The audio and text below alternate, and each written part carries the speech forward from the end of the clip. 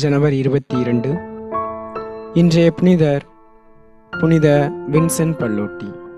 புனித வின்சென்ட் பல்லோட்டி 18ஆம் நூற்றாண்டின் இறுதியில் 1795ஆம் ஆண்டு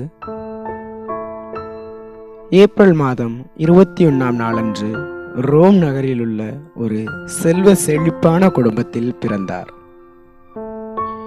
பல்லோட்டி சிறு வயது முதற்கொண்டே ஏழை எளியோர் மீது அதிக அன்பும் அக்கறையும் கொண்டு வாழ்ந்து வந்தார். இவர் தன்னுடைய தத்துவியல் மற்றும் இறையியல் படிப்பை சப்ரென்சாஸ் என்னும் பல்கலைக்கழகத்தில் பயின்று தன்னுடைய 25ஆம் வயதில் குருவாக அருட்பொழிவு செய்யப்பட்டார்.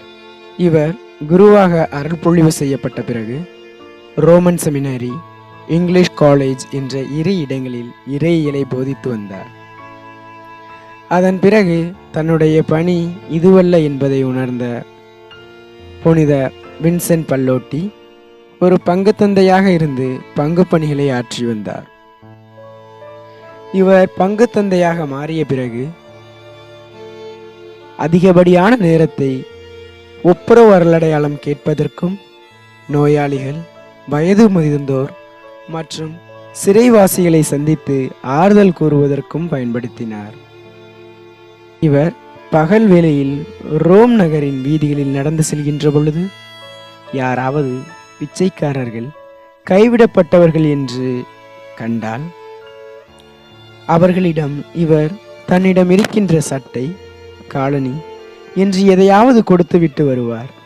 அந்த அளவுக்கு இரக்க குணம் கொண்டவராக இருந்தார்.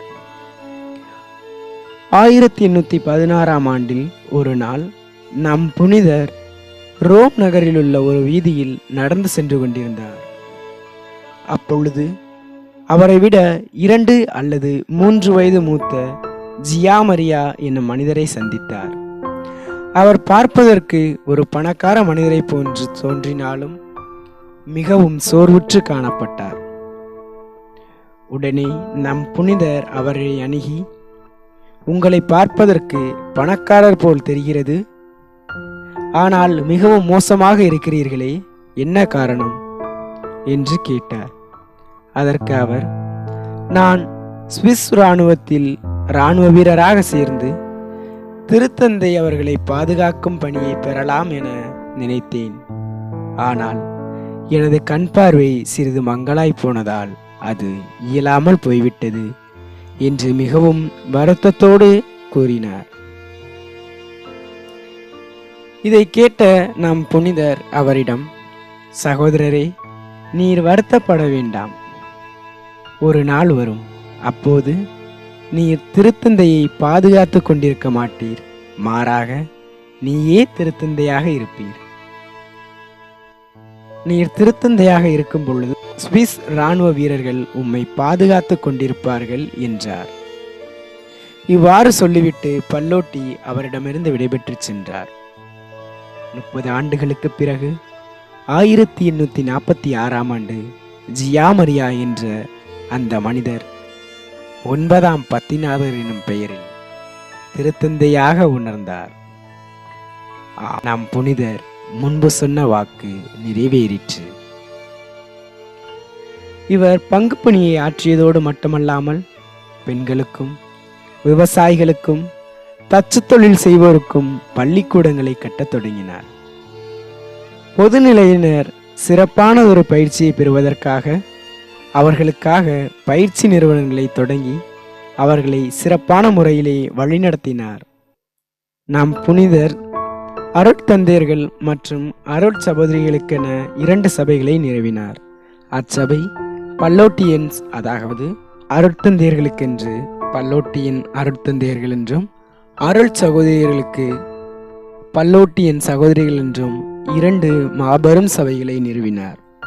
இந்த 2 சபையினரும் நம் புனிதர் விட்டு சென்ற மாபெரும் ஒப்பற்ற பணியை செய்து கொண்டிருக்கிறார்கள். இவர் ஆற்றிய பணிகளை பார்த்த திருத்தந்தை 13ஆம் லியோ மற்றும் 9ஆம் பத்திநாதர் இவரை கிறிஸ்தவ நற்செயல்களின் முன்னோடி என்று அழைத்தார். இவர் செய்த இந்த சமூக பணி ரோம் நகரில் மட்டுமல்ல, உலக அளவில் ஒரு மிகப்பெரிய தாக்கத்தை ஏற்படுத்தியது. இப்படி இறைப்பணியையும் மக்கள் பணியையும் தன்னுடைய இரு கண்களாக பாவித்து வாழ்ந்த புனித வின்சென்ட் பல்லோட்டி 1850ஆம் ஆண்டு ஜனவரி 22ஆம் நாள் இவ்வுலக சமூக பணியை முடித்து கொண்டார். 1963ஆம் ஆண்டு இவர் புனிதராக உயர்த்தப்பட்டார். ஆமென்.